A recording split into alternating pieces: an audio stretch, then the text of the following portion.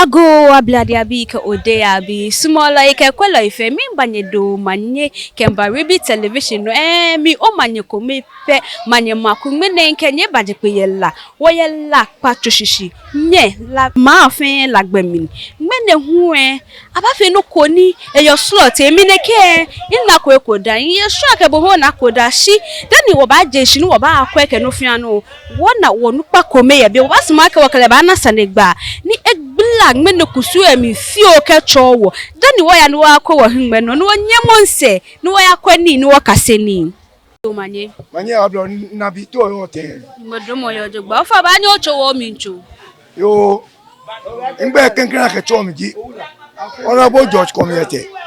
si bi antone ye kusu ngbe na ngbe ji ni kakan lo osila community ja seche ye leshin akuchu ne ni wo yo mi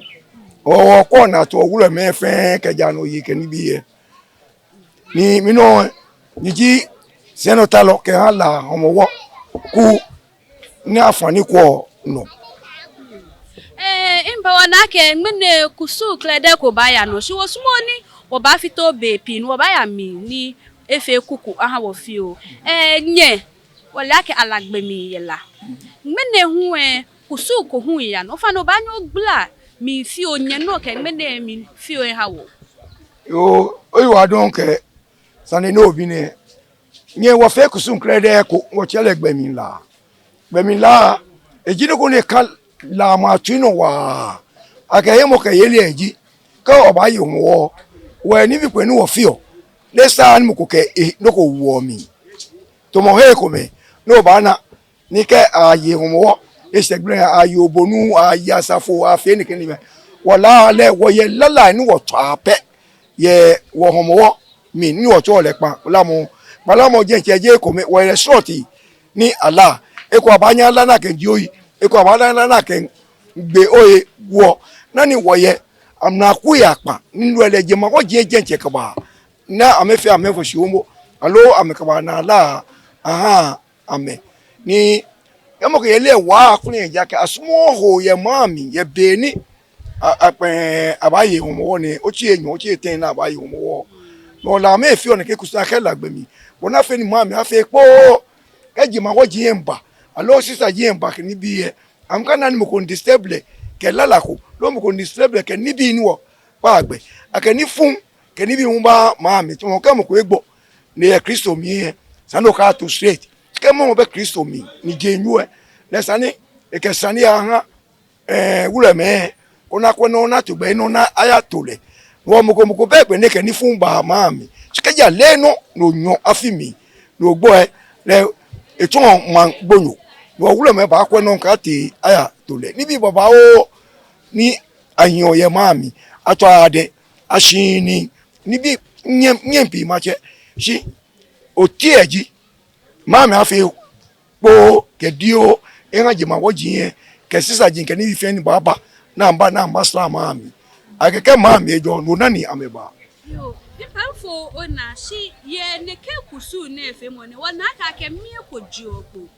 ni agio ufanu banyo okay a little history behind nakai e wo sha oje nkra oko o to o le ni benla ni ke no ko gbe yan wa ke eni benla baba dani mene kusu e baba ni ja Alumi Dzɔɔmɔ wo fi o ne ke benla ni no ke sa ni bi na wo ke yin ke bo no ni benla ko ba gbe ni ma ya ji Alumi Dzɔɔmɔ ake no to le aba fe ni bi baba o da ni mi ji e ba je ko keji wo fe mune no wo ta wo ni ko to le pa fi o ni baba no ju ni ba ni e ke na kan ju o chie loji wo pampa na kan gbele aba homo o to le home kami aba ja kro wa aba je maja se ke ni bi na ba ni ji be ju ni ba ni o chi enyo ni kan gbele no wonye me ni je gbele ni ji brekusu bi ba na ba fata wo yi ke yo mo wo e be ni la me ba ame to je me ni ameka me shi baba be ba de na me fa ye je me na me ba hye bi ene no ameka ye hwena mo akeda ka ba ya fie ame wo ma agbe ka ba number 4 wo je me ke wo la sula ye bi na me ke yo homo wo ni bi pi ye shi kaji wo ke wo yale be wona ko wo gbe na wo no ni pe ni o mi ji wo ni ke gbogbe la ngene bene tun ni jingbeje eju kefa ke ni bi ma ja che me ke ni fe ya pe ye e ko nu o cho je me koi lo hu emi ni amia na ma fe kusun krede ko o cho le Alumi Dzɔɔmɔ na Alumi Dzɔɔmɔ ni sisiji nye na lagbemi e be ni tun ake che me ke wo ye ke wuro me ke ni bi fe ameya me wo mi ake ambaye mo wo no ngene na aya na afa je ameya na ma shakita ona ame fe ama shakita ye je ma ke ame ye homo won mo kweku ese ga ko se o mi ya fu egbete no ko se bebre to smo konkon no ya he ogbele ni noni oni aya fe ne kini ne ake wo lagbe mi ngene na aya fe ne mo ko ya court lo police station ye ma na mi ngene gbine tu ni wa fe ne kini ake kita na maka ame ya na me fe amaka mi ni a o sese ko memi na ame fe sign na ame fe mi ni je me no we aba ho ngbe na sort enyo e ko me secret be mi na ba nu ye je me ta ake woje mo won se Dzɔɔmɔ ye mi no ji ngbe na ni aba nu ye je me ni jo ni no ni ngon so ake bi se hu ke pa sho so le mo bilen wo chagbo bra ko hu ni ke sani mama bo mo shaka bo wa ke de la pe wi o ke ni bi wo ngene no na ya fe le la me ya na ma shakita ake mo wo na me lagbe mi yen ame fe ko me na me gbe mo wo na lo ngene no ji kusun na ya fe ye eni aya agbeke na shine fe ma ke ogbla no fi ano mi echo wo besa GP ni wo ba bibo kese mi wo na san komplo ni wo ba bibo wa chia benke boshi o ba bia ke mi ji ona agbewe mo ni oye no ke ba ma yo gege na agbewe mo ji o we wan ete to ake ke to wo radio ke obonu ke la tenu ke ni bi ni fe ke ye wo fe wo bo ni wo ke ma bi afi ekome wo ye ni eye so mo na ke yito papa aji ebe ke koko sake ni bi fe ye wo gbeja no to mi wo ye lo jogba abo ni wo le ngo fi oda ni si oni to ma ke ni yo ye you are don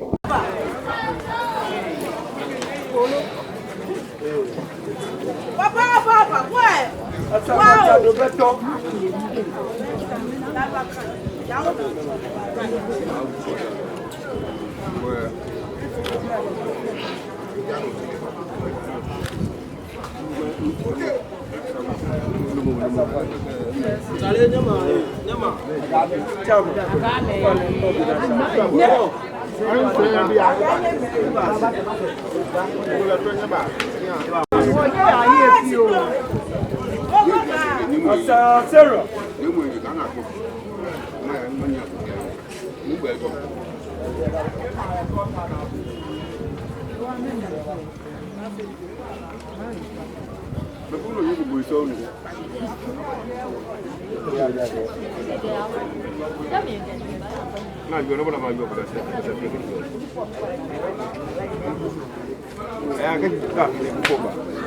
wow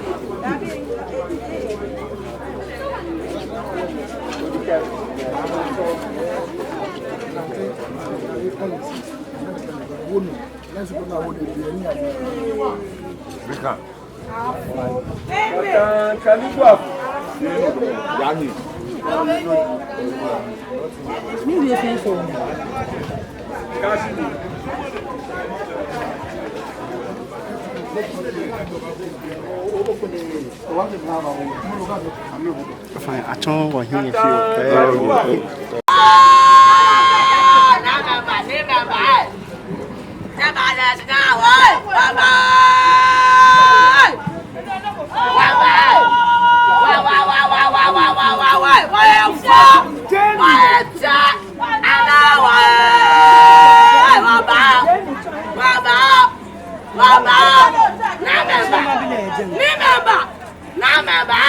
Remember,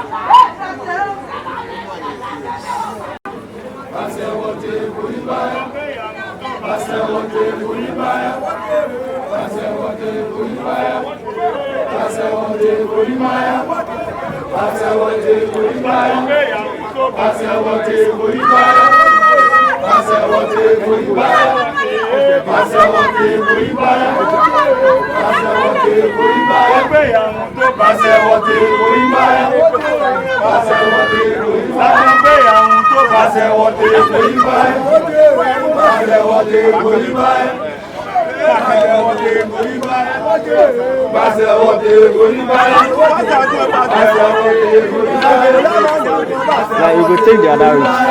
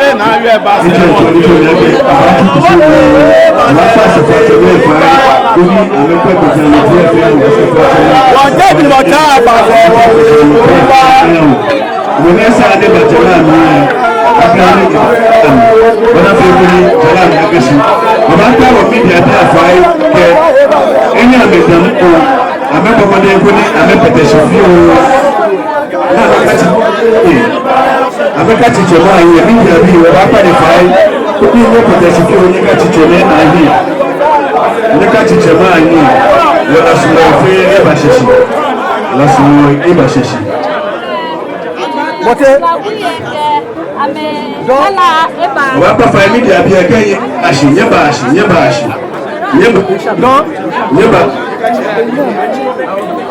wa pa fa media bi e nika teacher here yeka chinya mkohie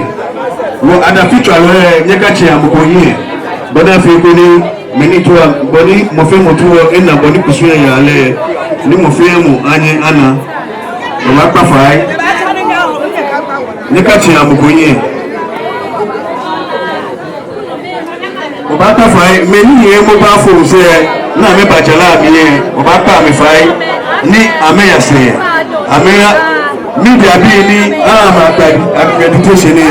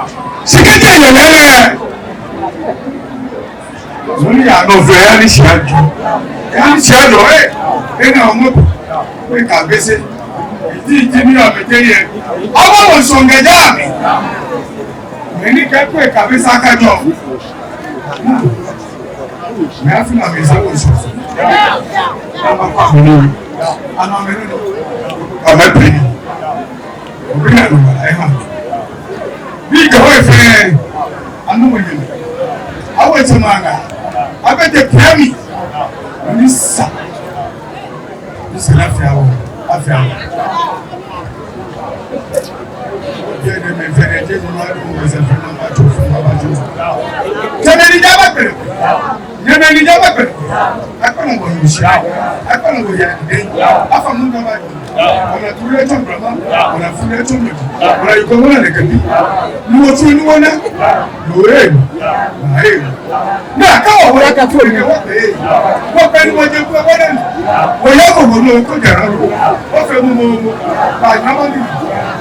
Àwọn tẹ́bí kò plákọ̀ àfọwọ́dé ẹ̀ ọ̀pẹ̀dì fẹ́ ní ọ̀pẹ̀lẹ́ bá ṣe òdìbò ṣe ń tọ́ hàn níbẹ̀ tó àkọ́wàdà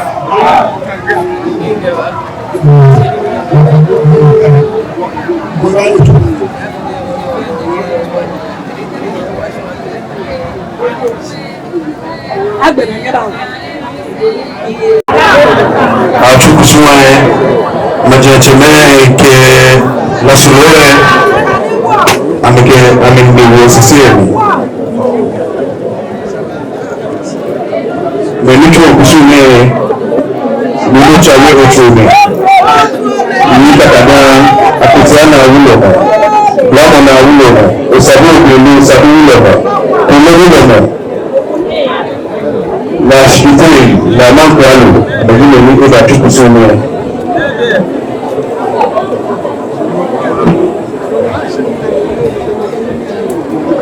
Eli ame tashi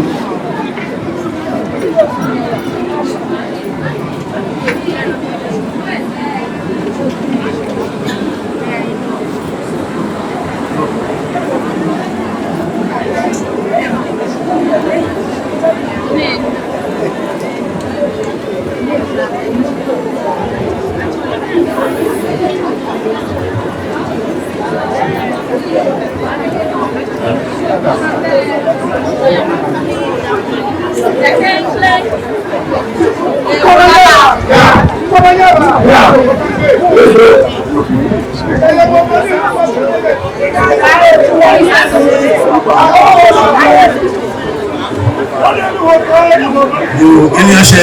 amlakuwa ulala nitakana ulala